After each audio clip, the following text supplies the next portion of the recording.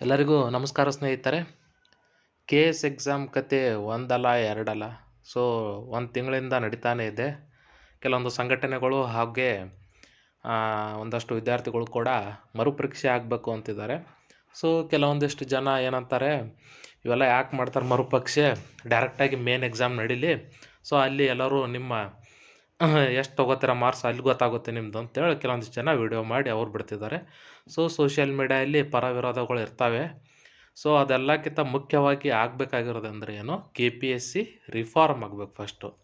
ಯಾಕಂದರೆ KPSCಯಲ್ಲಿ ತುಂಬ ಸುಧಾರಣೆ ಆಗೋದಂಥ ಕಂಡೀಷನ್ ಇದೆ. ಯಾಕಂದರೆ ಅವರು ಏನು ಮಾಡ್ತಿದ್ದಾರೆ ಅಂದರೆ, ಪ್ರತಿ ಎಕ್ಸಾಮಲ್ಲೂ ಮಾಡಿದ್ದೇ ತಪ್ಪು ಮಾಡ್ತಾಯಿದ್ದಾರೆ. ಪ್ರತಿ ಎಕ್ಸಾಮಲ್ಲೂ Kannada mistakes, Kannada translation mistakes, ಹಾಗೆ ನಿಮ್ಗೆ ಯಾವುದೇ ಸಂಬಂಧಪಟ್ಟ ಎಕ್ಸಾಮ್ ನಡೆಸೋ ಟೈಮ್ನಲ್ಲಿ ಏನು ಮಾಡ್ತಾರೆ, ಕರೆಕ್ಟಾಗಿ ಕಂಡಕ್ಟ್ ಮಾಡಲ್ಲ. ಆನ್ ಡೇಟ್ ಅಂದರೆ ಯಾವಾಗ ಕೊಟ್ಟಿರ್ತಾರೆ ಆ ಡೇಟ್ ಇರಲ್ಲ, ಬರೀ ಪೋಸ್ಟ್‌ಪೋಂಡ್ ಆಗ್ತವೆ. ಆಮೇಲೆ ಅಲ್ಲಿ ಏನಿರೋ ಒಂದು ಸುಮಾರು ಮಿಸ್ಟೇಕ್ಸ್ ಏನಿದೆಯಲ್ಲ, ಅದನ್ನು ಅವರೆಲ್ಲ ಮುಚ್ಚಾಕ್ತಿದ್ದಾರೆ. ಪ್ರತಿ ಎಕ್ಸಾಮಲ್ಲೂ ಮಾಡ್ತಿರೋದು ತಪ್ಪು ಇದೆ.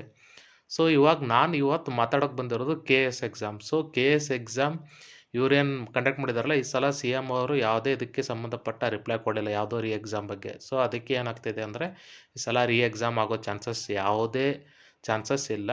ಸೊ ಈ ಸಲ ಆಲ್ಮೋಸ್ಟ್ ಆಲ್ ಇವಾಗ ಏನು ಮಾಡ್ತಾರೆ ಅಂದರೆ, ಅವರು ಒಂದು ಗ್ರೇಸ್ ಅಂಕ ಜಾಸ್ತಿ ಕೊಡ್ಬೋದು ಒಂದು ಆಪ್ಷನ್ ಅಂದರೆ.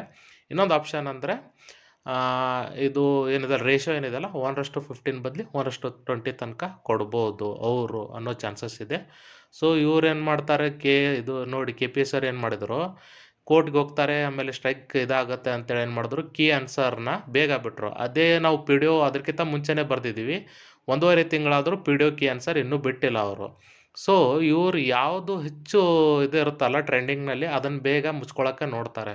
ಸೊ ಎಲ್ಲ ಕರ್ನಾಟಕದಲ್ಲಿರೋ ಎಲ್ಲ ಡಿಪಾರ್ಟ್ಮೆಂಟು ಹೀಗೆ, ಪ್ರತಿಯೊಂದು ಡಿಪಾರ್ಟ್ಮೆಂಟ್ ಕೂಡ ಹೀಗೆ ಮಾಡ್ತಾರೆ. ಅದರಲ್ಲಿ KPSC ಇನ್ನೂ ಸ್ವಲ್ಪ ಜಾಸ್ತಿನೇ ಮಾಡ್ತಿದೆ.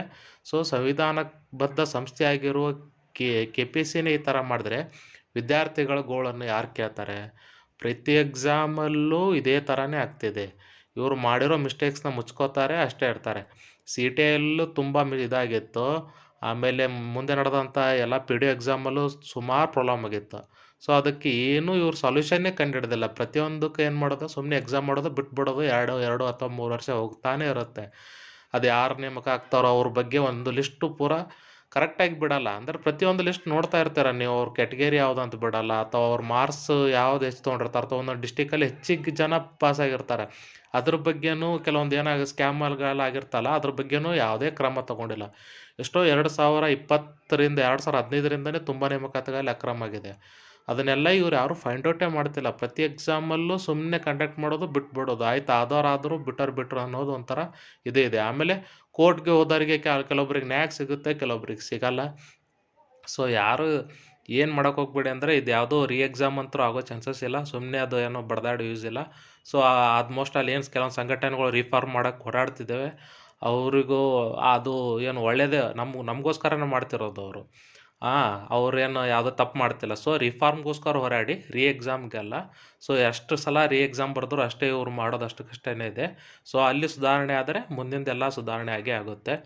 ಸೊ ಯಾರು ಮೇನ್ಸ್ ಓದ್ತಿದ್ದಾರಲ್ಲ, ಚೆನ್ನಾಗಿ ಓದ್ಕೊಳ್ಳಿ. ಇವಾಗಲೇ ಯಾವುದಾದ್ರೂ ಕೋಚಿಂಗ್ ಹಚ್ಚಿ, ಯಾರಾದರೂ ಸ್ಕೋರ್ ಚೆನ್ನಾಗಿದ್ದರೆ 140 to 150 ಅಬೋವ್ ಇದ್ದರೆ, ಯಾರಾದರೂ ಮಾಡಿದರೆ ಸ್ಕೋರು, ಸೊ ಇವಾಗಲೇ ಓದೋಕ್ಕೆ ಸ್ಟಾರ್ಟ್ ಮಾಡಿ. ಮೇನ್ಸ್ ತುಂಬ ಟಫ್ ಆಗಿರುತ್ತೆ. ಇದೇನಿರುತ್ತಲ್ಲ, ಅಲ್ಲಿ ಮಾರ್ಕ್ಸ್ ಕೊಡ್ಬೇಕಂದ್ರೆ ತುಂಬ ಕಷ್ಟ. ಅವ್ರೇನು ಇರ್ತಾರಲ್ಲ ವ್ಯಾಲ್ಯೂಯೇಟರ್ಸು.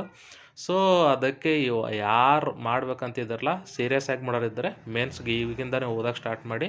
ಇವು ಯಾವುವು ತಲೆ ಕೆಡಿಸ್ಕೋಬೇಡಿ. ಡೈಲಿ ನ್ಯೂಸ್ ಬರ್ತಾನೆ ಇರುತ್ತೆ ಹಾಗೆ ಹೀಗೆ ಅಂದ್ಕೊಂಡು. ಸುಮ್ಮನೆ ನಿಮ್ಮ ಪಾಡಿಗೆ ನೀವು ಓದಿ, ಯಾವ್ದು ಆಗಬೇಕೋ ಅದು ಆಗ್ತಿರುತ್ತೆ. ಆಗಲಿಲ್ಲ ಅಂದರೆ ಬಿಟ್ಟು ನಿಮ್ಗೆ ಯಾವ್ದು ಬೇಕೋ ಅದು ಕೆಲಸನ ಮಾಡ್ತಾ ಹೋಗ್ಬೋದು. ಸೊ ಇಲ್ಲಾಂದರೆ ನಿಮಗೆ ಸೆಂಟ್ರಲ್ ಗೌರ್ಮೆಂಟಿಂದ ಕಾಲ್ಫಾರ್ಮ್ ಆಗ್ತವೆ. ಸೊ ಅಲ್ಲಿ ಇನ್ನೂ ಟ್ರೈ ಮಾಡೋದು ಬೆಟ್ರ್, ಇಲ್ಲಿಕ್ಕಿಂತ ಬೆಟ್ರ್ ಅಂತ ಹೇಳ್ಬೋದು. ಯಾಕಂದರೆ ಅಲ್ಲಿ ಇಷ್ಟೇ ದಿವಸದಲ್ಲಿ ಮುಗಿಸ್ಬೇಕು ಅನ್ನೋದು ಒಂದು ಡೆಡ್ಲೈನ್ ಇರುತ್ತೆ. ಸೊ ಅಷ್ಟೇ ದಿವಸದಲ್ಲಿ RRB ಅಥವಾ SSC ಅಥವಾ UPSCಯಿಂದ ಯಾವುದಾದ್ರೂ ಕರೆದ್ರೆ ನೀವು ಮುಗಿಸ್ಕೊಂಡು ಅಲ್ಲಾದರೂ ಕ್ಲಿಯರ್ ಮಾಡ್ಕೊಂಡು ಹೋಗ್ಬೋದು. ಈ KS ಹಿಂದೆ ಬಿದ್ದರೆ ಇದರಲ್ಲಿ ತುಂಬ ಏನಂದಾರಲ್ಲ, ಹುಳ ತುಂಬ್ಕೊಂಡ್ಬಿಟ್ಟಿದೆ ಒಂಥರ. ಎಲ್ಲರಿಗೂ ಇದು ಒಂಥರ ಹುಳ ಇದ್ದಂಗೆ. ಸೊ ಅದಕ್ಕೆ ಎಲ್ಲರೂ ಆಲ್ಮೋಸ್ಟ್ ಆಲ್ ಮೇನ್ಸ್ ಚೆನ್ನಾಗಿ ಬರೀರಿ. ಆಮೇಲೆ ಯಾರಾದರೂ ಕೋಚಿಂಗ್ ಮಾಡೋರಿದ್ದರೆ ಅದ್ರ ಬಗ್ಗೆ ಕೋಚಿಂಗ್ ತೊಗೊಂಡು ಚೆನ್ನಾಗಿ ಓದಿ ಮಾಡಿ. ಯಾಕಂದರೆ ಅದು ರೌಂಡ್ ಹಾಕೋತಾರಲ್ಲ, ಸೊ ಡಿಸ್ಕ್ರಿಪ್ಟಿವ್ ಇರುತ್ತೆ, ಬರಿಬೇಕಾಗುತ್ತೆ ಕೂತ್ಕೊಂಡು. ಸೊ ರೈಟಿಂಗ್ನ ಪ್ರಾಕ್ಟೀಸ್ ಮಾಡ್ಕೊಳ್ಳಿ, ಚೆನ್ನಾಗಿ ಬರೀರಿ. ಎಲ್ಲರಿಗೂ ಆಲ್ ದಿ ಬೆಸ್ಟ್.